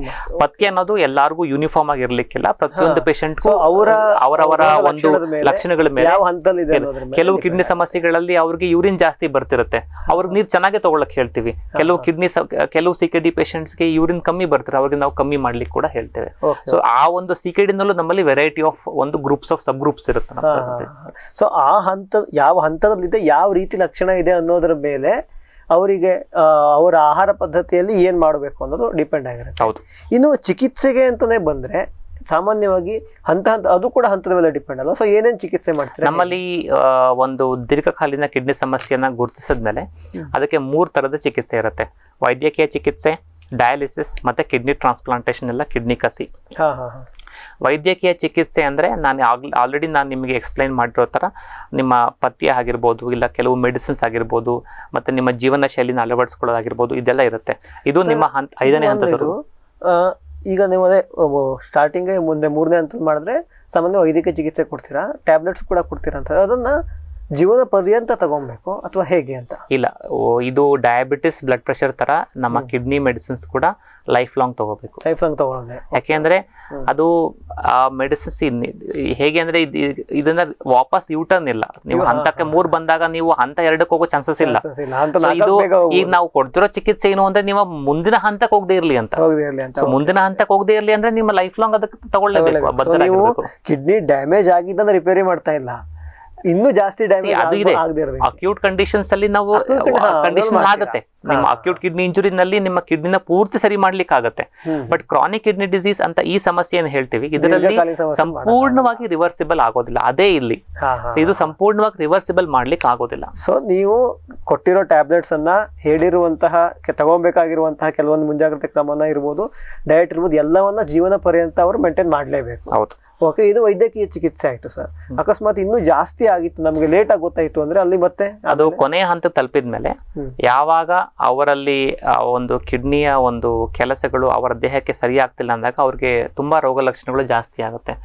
ಅಂತ ಸಮಯದಲ್ಲಿ ನಾವು ಡಯಾಲಿಸಿಸ್ ಇಲ್ಲ ಕಿಡ್ನಿ ಕಸಿ ಬಗ್ಗೆ ಅವ್ರಿಗೆ ನಾವು ಆಪ್ಷನ್ಸ್ನ ಕೊಡ್ತೇವೆ. ಸೊ ಇದು ಅಂದ್ರೆ ಕೊನೆಯ ತನಕ ಕೊನೆ ಸ್ಟೇಜಿಗೆ ಹೋಗ್ಬಿಡ್ತು ಅಂತಂದ್ರೆ ಡಯಾಲಿಸಿಸ್, ಕಿಡ್ನಿ ಕಸಿ ಬಿಟ್ರೆ ಬೇರೆ ಆಪ್ಷನ್ ಇಲ್ಲ ಅಂತ. ಇದುವರೆಗೆ ಈಗಿನ ಸೈನ್ಸ್ ಡೆವಲಪ್ಮೆಂಟ್ಸ್ವರೆಗೂ ಇವಾಗಿರೋ 2 ಆಪ್ಷನ್, ಕಿಡ್ನಿ ಕಸಿ ಮತ್ತೆ ಟ್ರಾನ್ಸ್ಪ್ಲಾಂಟ್. ಅಂದ್ರೆ ಅದು ಆಲ್ಮೋಸ್ಟ್ ಸಂಪೂರ್ಣವಾಗಿ ಲೆಸ್ ದ್ಯಾನ್ 10% ಕಿಡ್ನಿ ಆಲ್ಮೋಸ್ಟ್ ಇನ್ನೇನು ಕೆಲಸ ಮಾಡ್ತಾನೆ ಇಲ್ಲ ಅನ್ನೋ ಸ್ಟೇಜಿಗೆ ಬಂದಾಗ ನಾವು ಕಿಡ್ನಿ ರೀಪ್ಲೇಸ್ಮೆಂಟ್ ಥೆರಪಿ ಅಂತಲೂ ಕೂಡ ಹೇಳ್ತೀವಿ. ಕಿಡ್ನಿ ರೀಪ್ಲೇಸ್ಮೆಂಟ್ ಥೆರಪಿ ಅಂದರೆ ನಿಮ್ಮಲ್ಲಿ ಆ ಕಿಡ್ನಿ ಏನು ಕೆಲಸ ಮಾಡ್ತಾ ಇಲ್ಲ ಆ ಕೆಲಸನ ನಾವು ಡಯಾಲಿಸಿಸ್ ಇಂದ ಮಾಡ್ತೇವೆ. ಸೇಮ್ ಆ ಬ್ಲಡ್ನ ಹೊರಗಡೆ ಫಿಲ್ಟರ್ ಮಾಡಿ ಹೊರಗಡೆ ಕಳಿಸ್ತೀವಿ, ಇಲ್ಲ ಹೊಸ ಕಿಡ್ನಿನ ಜೋಡಿಸ್ತೀವಿ. ಸಿಂಪಲ್ ಆಗಿ ನಾನು ಅದರ ಟ್ರೀಟ್ಮೆಂಟ್ ಎಕ್ಸ್ಪ್ಲೇನ್ ಮಾಡಬೇಕು. ಓಕೆ. ಸೊ ಇದಿಷ್ಟು ಅಂದ್ರೆ ಟ್ರೀಟ್ಮೆಂಟ್ಗಳು. ಸೊ ನೀವು ಮುಂಚೆನೇ ಹೇಳಿರೋ ಹಾಗೇನೆ ಬೇಗ ಗುರುತಿಸಿದ್ರೆ ಚಿಕಿತ್ಸೆ ಸುಲಭ.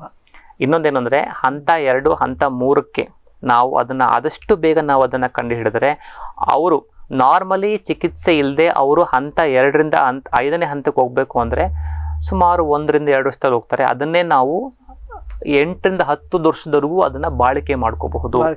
ಸೊ ಇದರ ಇಂಪಾರ್ಟೆನ್ಸ್ ಏನು ಅಂದ್ರೆ ಎಷ್ಟು ಬೇಗ ನಮಗೆ ಅದು ಡಯಾಗ್ನೋಸ್ ಆಗುತ್ತೆ ಅಷ್ಟು ನಮಗೆ ವಿಂಡೋ ಆಫ್ ಆಪರ್ಚುನಿಟಿ ಸಿಗುತ್ತೆ ನಮ್ಮ ಟ್ರೀಟ್ಮೆಂಟ್ ಕೊಡೋದಕ್ಕೆ, ನಿಮ್ಮ ಕಿಡ್ನಿನ ಉಳಿಸ್ಕೊಳ್ಳೋದಕ್ಕೆ. ಸೊ ಎಷ್ಟು ಲೇಟ್ ಆಗಿ ಬರ್ತೀರಾ ಅಷ್ಟು ಆಪರ್ಚುನಿಟಿ. ನೀವು ಅವಾಗ ಸ್ಟ್ರೆಸ್ ಕೊಟ್ಟು ಹೇಳಿದ್ರಿ, ಅಕಸ್ಮಾತ್ ಲಕ್ಷಣ ಇತ್ತೋ ಇಲ್ಲೇ ಇಲ್ವೋ ಸಹಿತವ ನೀವು ಅದಕ್ಕೆ ರೋಗ ಲಕ್ಷಣಗಳು ಬರುವವರೆಗೂ ಕಾದ್ರೆ ನಿಮ್ಮ ಹಂತ 4ನೇಲ್ಲ 5ನೇ ಹಂತ ತಲುಪಿರುತ್ತೆ ಅಂತ ಕೂಡ. ಆವಾಗ ಚಿಕಿತ್ಸೆ ಕೊಡೋದು ಕಷ್ಟ, ಗುಣಮುಖರಾಗೋದು ಕಷ್ಟ, ವಿಂಡೋ ನಿಮಗೆ ಬಹಳ ಕಮ್ಮಿ ಇರುತ್ತೆ ಅಂತ ಅನ್ಕೊಂಡು. ಸರ್, ಈಗ ನಮಗೆ ಗೊತ್ತಾಗಿಲ್ಲ, ಸ್ಟಾರ್ಟಿಂಗ್ ಆಕ್ಚುಲಿ ಗೊತ್ತಾಗಿಲ್ಲ, 3ನೇ ಹಂತ ದಾಟಿ 4ನೇ ಹಂತ ದಾಟಿ 5ನೇ ಹಂತಕ್ಕೆ ತನಕ ಹೋಗ್ಬಿಟ್ಟಿದೆ. ಅವಾಗ ನೀವು ಹೇಳಿದ್ರಿ ಡಯಾಲಿಸಿಸ್ ಮತ್ತೆ ಕಿಡ್ನಿ ಕಸಿ 2 ಆಪ್ಷನ್ ಅಂತ ಅನ್ಕೊಂಡು. ಈ ಡಯಾಲಿಸಿಸ್ ಅಂತಂದ್ರೆ ಏನು, ಹೇಗೆ ಸರ್? ಡಯಾಲಿಸಿಸ್ ಅನ್ನೋದನ್ನ ನಾವು ಕಿಡ್ನಿ ರೀಪ್ಲೇಸ್ಮೆಂಟ್ ಥೆರಪಿ ಅಂತ ಕೂಡ ಹೇಳ್ತೇವೆ. ನಾರ್ಮಲಿ ನಾನು ಈ ಕಿಡ್ನಿ ಎಕ್ಸ್ಕ್ರಿಟರಿ ಫಂಕ್ಷನ್ ಅಂದರೆ ಕಿಡ್ನಿ ನಮ್ಮಲ್ಲಿರುವಂತಹ ಒಂದು ಕಲ್ಮಶಗಳನ್ನು ಆಚೆ ಹಾಕುತ್ತೆ, ಬ್ಲಡ್ನ ಫಿಲ್ಟರ್ ಮಾಡುತ್ತೆ ಅಂತ ಹೇಳಿರುತ್ತೆ. ಇದೇ ಕಾನ್ಸೆಪ್ಟ್ನ ನಾವೇನು ಮಾಡ್ತೀವಿ, ಹೊರಗಡೆ ಮಿಷಿನ್ನಲ್ಲಿ ದೇಹದಿಂದ ರಕ್ತ ಹೊರಗಡೆ ಬಂದು ಅದು ಹೊರಗಡೆ ಒಂದು ಆರ್ಟಿಫಿಷಿಯಲ್ ಕಿಡ್ನಿ ಅಂತ ಇರುತ್ತೆ, ಅದರಲ್ಲಿ ಫಿಲ್ಟರ್ ಆಗಿ ಅದರಲ್ಲಿರೋ ವೇಸ್ಟ್ ಪ್ರಾಡಕ್ಟ್ಸ್ನೆಲ್ಲ ಅದು ಫಿಲ್ಟರ್ ಆಗಿ ಹೋಗುತ್ತೆ, ಮತ್ತು ಶುದ್ಧಿಯಾದಂತಹ ಒಂದು ರಕ್ತ ಮತ್ತೆ ದೇಹಕ್ಕೆ ನಾವು ಹಿಂಪಡಿಸ್ತೀವಿ. ಇದನ್ನು ನಾವು ಡಯಾಲಿಸಿಸ್ ಅಂತ ಹೇಳ್ತೇವೆ. ಇದರಲ್ಲಿ 2 ರೀತಿಯ ಡಯಾಲಿಸಿಸ್ ಅಂತ ಇರುತ್ತೆ. ಒಂದು ಹಿಮೋಡಯಾಲಿಸಿಸ್ ಮತ್ತು ಪೆರಿಟೋನಿಯಲ್ ಡಯಾಲಿಸಿಸ್ ಅಂತ. ನಾನು ಹೇಳಿದ್ದು ಈಗ ಹಿಮೋಡಯಾಲಿಸಿಸ್ ಅಂದರೆ ಅದಕ್ಕೆ ಸಪರೇಟ್ ಆದಂಥ ಒಂದು ಮಿಷಿನ್ ಇರುತ್ತೆ. ನಿಮ್ಮ ದೇಹದಿಂದ ರಕ್ತನ ತೆಗೆದುಕೊಂಡು ಹೋಗಿ ಅಲ್ಲಿ ಅದನ್ನು ಫಿಲ್ಟರ್ ಮಾಡಿ ಮತ್ತೆ ಶುದ್ಧವಾದಂತಹ ರಕ್ತನ ವಾಪಸ್ ಕೊಡ್ತೇವೆ. ಪೆರಿಟೋನಿಯಲ್ ಡಯಾಲಿಸಿಸ್ ಅಂದರೆ ಆ ಒಂದು ಫಿಲ್ಟರ್ ನಾವು ಹೊಟ್ಟೆಯಲ್ಲಿ ಏನು ನಮ್ಮಲ್ಲಿ ಜಾಗ ಇರುತ್ತೆ ಅದಕ್ಕೆ ಒಂದು ನಾವು ಆಪರೇಷನನ್ನು ಮಾಡಿ ಅದರಲ್ಲಿ ಪೈಪನ್ನು ಕೂರಿಸಿ ಅದರಲ್ಲಿ ನಾವು ಒಂದು 2 ಲೀಟರ್ ಬ್ಯಾಗ್ ಫ್ಲೂಯಿಡ್ನ ನಾವು ಒಳಗಡೆ ಕೂರಿಸ್ತೀವಿ. ಅದು ರಕ್ತದಲ್ಲಿರುವಂತಹ ಎಲ್ಲ ಕಲ್ಮಶಗಳನ್ನು ಹೀರ್ಕೊಳ್ಳುತ್ತೆ ನೀರು. ಆಮೇಲೆ ಒಂದು 4 ರಿಂದ 5 ಗಂಟೆ ಆದಮೇಲೆ ಅದನ್ನು ನೀರನ್ನ ನಾವು ಹೊರಗಡೆ ಬಿಡ್ತೇವೆ. ಈ ತಲೆ ದಿನಕ್ಕೆ 3-4 ಸಲ ಎಕ್ಸ್ಚೇಂಜ್ ಮಾಡಬೇಕಾಗುತ್ತೆ. ಅದನ್ನು ನಾವು ಹೊಟ್ಟೆ ಡಯಾಲಿಸಿಸ್ ಅಂತ ಕೂಡ ಹೇಳ್ತೇವೆ. Peritoneal dialysis. ಸಾಮಾನ್ಯವಾಗಿ ಹಿಮೋಡಯಾಲಿಸಿಸ್ ಅಂದ್ರೆ ಅದು ಎಷ್ಟು ದಿವಸಕ್ಕೆ ಎಷ್ಟು ಬಾರಿ ಮಾಡಬೇಕು? ಹಿಮೋಡಯಾಲಿಸಿಸ್ ಅಂದ್ರೆ ಅದು ಮಿನಿಮಮ್ ಒಂದು ಡಯಾಲಿಸಿಸ್ ನಾವು 4 ಗಂಟೆ ಮಾಡ್ತೇವೆ. ಅದು ವಾರಕ್ಕೆ 2 ರಿಂದ 3 ಟೈಮ್ ಮಾಡಬೇಕಾಗುತ್ತೆ. ಅದು ಕೂಡ ಪೇಷಂಟ್ ಕಂಡೀಷನ್ ಮೇಲೆ ಡಿಪೆಂಡ್ ಆಗುತ್ತೆ. ಕೆಲವು ಪೇಷಂಟ್ಗೆ 2 ಟೈಮ್ಸ್ ಬೇಕಾಗುತ್ತೆ, ಕೆಲವು ಪೇಷಂಟ್ಸ್ಗೆ 4 ಟೈಮ್ಸ್ ಕೂಡ ಬೇಕಾಗುತ್ತೆ. ಬಟ್ ಕಾಮನ್ಲಿ ನೋಡೋದು 2 ರಿಂದ 3 ಸಲ ಪ್ರತಿ ವಾರಕ್ಕೆ ಮಾಡಬೇಕಾಗುತ್ತೆ. ಸರ್, ಈಗ 2 ಆಪ್ಷನ್ ಕೊಟ್ಟರೆ, ನೀವು ಹೇಳಿದ್ರಿ ಕಿಡ್ನಿ ಕಸಿ ಅಂತ ಹೇಳಿದ್ರಿ, ಡಯಾಲಿಸಿಸ್ ಅಂತ ಅಂದ್ರಿ. 2 ಆಪ್ಷನ್ಗಳನ್ನು ಅಂದ್ರೆ ಫಾರ್ ಎಕ್ಸಾಂಪಲ್ ಹೆಂಗೆ, ಈಗ ಕಿಡ್ನಿ ನೀವು ಹೇಳಿದ್ರಿ 3-4 ಕಂಡೀಷನ್ ತನಕ ನೀವು ಚಿಕಿತ್ಸೆನೇ ಮಾಡ್ತೀರಿ, ಅದು ಆಗಿಲ್ಲ ಅಂತಂದ್ರೆ ಡಯಾಲಿಸಿಸ್ ಮತ್ತೆ ಕಸಿ ಅಂತ. ಅಕಸ್ಮಾತ್ ಡಯಾಲಿಸಿಸ್ ಆಗಲ್ಲ ಅಂತಂದ್ರೆ ಕಸಿನೋ ಅಥವಾ ಹೇಗೆ ಅಂತ ಸರ್ ಇದೆರಡು? ಇವಾಗ ನಮಗೆ ನಿಮ್ಮ ಆ್ಯಕ್ಚುಲಿ ಪ್ರಶ್ನೆ ತುಂಬ ಚೆನ್ನಾಗಿದೆ. ಇಲ್ಲಿ ನಾವು ಕೇಳಬೇಕಾಗಿರೋದು, ಒಬ್ಬ ಪೇಷಂಟ್ ಬಂದಾಗ ನಾವು ಟ್ರಾನ್ಸ್ಪ್ಲಾಂಟ್ ಮಾಡಿಸ್ಕೋಬೇಕಾ ಇಲ್ಲ ನಾವು ಡಯಾಲಿಸಿಸ್ ಮಾಡಿಸ್ಕೋಬೇಕಾ ಅಂತ. ಸೊ ಎರಡಕ್ಕೂ ನಾವು ಕಂಪೇರ್ ಮಾಡಿದ್ರೆ transplant is better than dialysis. ಯಾಕೆ ಅಂದರೆ ನಮಗೆ ಒಂದು ಸಣ್ಣ ಎಕ್ಸಾಂಪಲ್ ಕೊಡ್ತಾನೆ. ನಮ್ಮಲ್ಲಿ ಕಿಡ್ನಿ 24 ಗಂಟೆ ಕೆಲಸ ಮಾಡುತ್ತೆ, 7 ದಿನನೂ ಕೆಲಸ ಮಾಡುತ್ತೆ. ವೆರಸ್ ನಾವು ಡಯಾಲಿಸಿಸ್ ನಾವೇನು ಮಾಡ್ತೀವಿ, ವಾರಕ್ಕೆ 3 ಡಯಾಲಿಸಿಸ್ ಮಾಡಿದ್ರು 4 ಅವರ್ ಒಂದು ಡಯಾಲಿಸಿಸ್ ಆದರೆ ಸುಮಾರು 12 ಗಂಟೆ ಮಾತ್ರ ನಾವು ಫಿಲ್ಟರ್ ಮಾಡ್ತೇವೆ. ಮಿಕ್ಕಿದ ಟೈಮಲ್ಲಿ ಅದು ಒಳಗಡೆನೇ ಅಕ್ಯುಮುಲೇಟ್ ಆಗ್ತಾ ಇರುತ್ತೆ. ವೆರಾಸ್ ನಾವು ಕಿಡ್ನಿ ಟ್ರಾನ್ಸ್ಪ್ಲಾಂಟಲ್ಲಿ, ಕಿಡ್ನಿ ಕಸಿಯಲ್ಲಿ ನಾವು ಒಂದು ಹೊಸ ಕಿಡ್ನಿನ ಜೋಡಣೆ ಮಾಡಿದಾಗ ಅದು ಕೂಡ ನಮ್ಮ ನೇಟಿವ್ ಕಿಡ್ನಿ ಥರನೇ 24 ಗಂಟೆ 7 ಕಂಟಿನ್ಯೂಸ್ ಆಗೋದು ಕೆಲಸ ಮಾಡ್ತಾ ಇರುತ್ತೆ.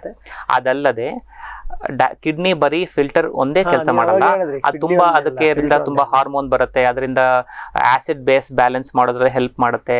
ಮತ್ತೆ ಮೂಳೆನ ಸ್ಟ್ರಾಂಗ್ ಆಗಿರೋದಕ್ಕೆ ಬೇಕಾದಂತಹ ಒಂದು ಹಾರ್ಮೋನ್ ಆಗಿರ್ಬೋದು, ಅದು ಕೂಡ ಹೆಲ್ಪ್ ಮಾಡುತ್ತೆ. ಅದರ ಎಲೆಕ್ಟ್ರೋಲೈಟ್ಸ್ ಮ್ಯಾನೇಜ್ಮೆಂಟ್ ಹೆಲ್ಪ್ ಮಾಡುತ್ತೆ.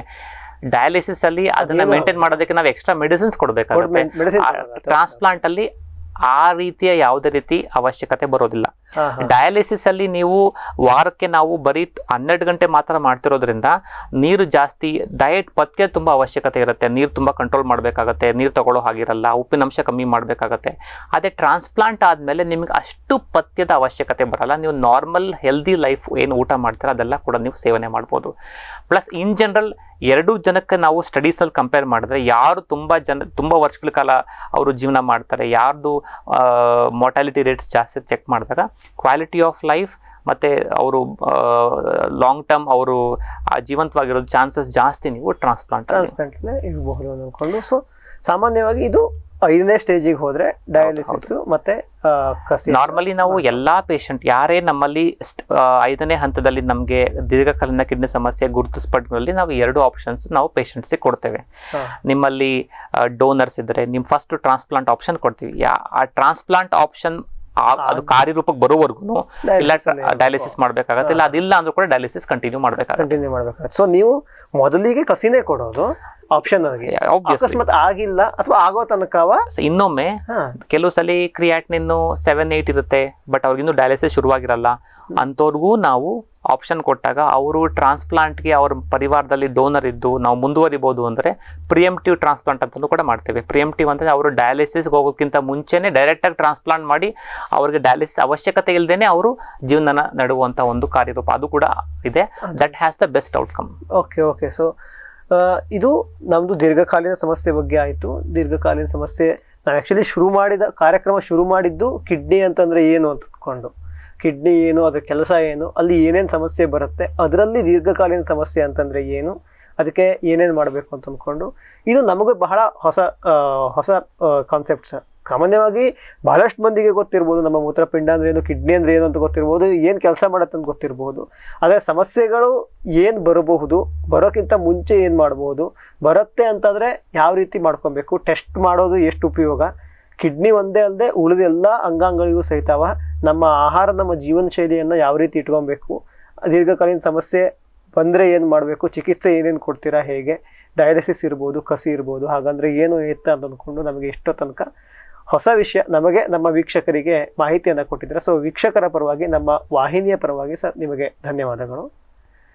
ವೀಕ್ಷಕರೇ, ಇಷ್ಟೋ ತನಕ ನಮಗೆ ಡಾಕ್ಟರ್ ವಿನೋದ್ ನಾಗೇಶ್ ಅವರು ಕಿಡ್ನಿ ದೀರ್ಘಕಾಲೀನ ಸಮಸ್ಯೆ ಅದ್ರ ಬಗ್ಗೆ ಮಾಹಿತಿ ಕೊಡ್ತಾ ಇದ್ರಾಗಿತ್ತು. ಅದು ಯಾಕೆ ಬರುತ್ತೆ, ಹೇಗೆ ಬರುತ್ತೆ, ಬರದೇ ಇರೋ ರೀತಿ ನೋಡ್ಕೊಳ್ಳೋದು ಹೇಗೆ, ನಮಗೆ ಬಂದಿದೆಯಾ ಅಂತ ಅಂದ್ಕೊಂಡು ನಾವು ಟೆಸ್ಟ್ ಯಾಕೆ ಮಾಡಿಸ್ಬೇಕಾಗತ್ತೆ, ಇದು ಎಷ್ಟು ಮುಖ್ಯ, ಕಸಿ ಅಂದರೆ ಕಿಡ್ನಿ ಕಸಿ ಏನು ಅಂದರೆ ಏನು, ಡಯಾಲಿಸಿಸ್ ಅಂತಂದರೆ ಏನು, ಚಿಕಿತ್ಸೆ ಯಾವ ರೀತಿ ಮಾಡ್ತಾರೆ, ಹೇಗೆ ಅಂತ ಅಂದ್ಕೊಂಡು ನಾವು ಇವತ್ತಿನ ಕಂತಿನಲ್ಲಿ ತಿಳ್ಕೊಂಡ್ವಿ. ಸೊ ಈ ಕಿಡ್ನಿ ಅನ್ನೋದ್ರ ಬಗ್ಗೆ ಮತ್ತು ಕಿಡ್ನಿಯ ದೀರ್ಘಕಾಲೀನ ಸಮಸ್ಯೆ ಬಗ್ಗೆ ಬಹಳಷ್ಟು ನಿಮಗೆ ಸಂದೇಹಗಳಿದ್ದರೆ ಅವೆಲ್ಲವೂ ಸಹಿತ ಈ ಕಾರ್ಯಕ್ರಮದಿಂದ ನಿಮಗೆ ಕ್ಲಿಯರ್ ಆಯಿತು ಅಂತ ಅಂದ್ಕೊಳ್ತಾ ನಮ್ಮ ಇವತ್ತಿನ ಆಯುಷ್ಮಾನ್ ಭವ ಕಾರ್ಯಕ್ರಮವನ್ನು ಮುಗಿಸೋಣ. ನಮಸ್ಕಾರ.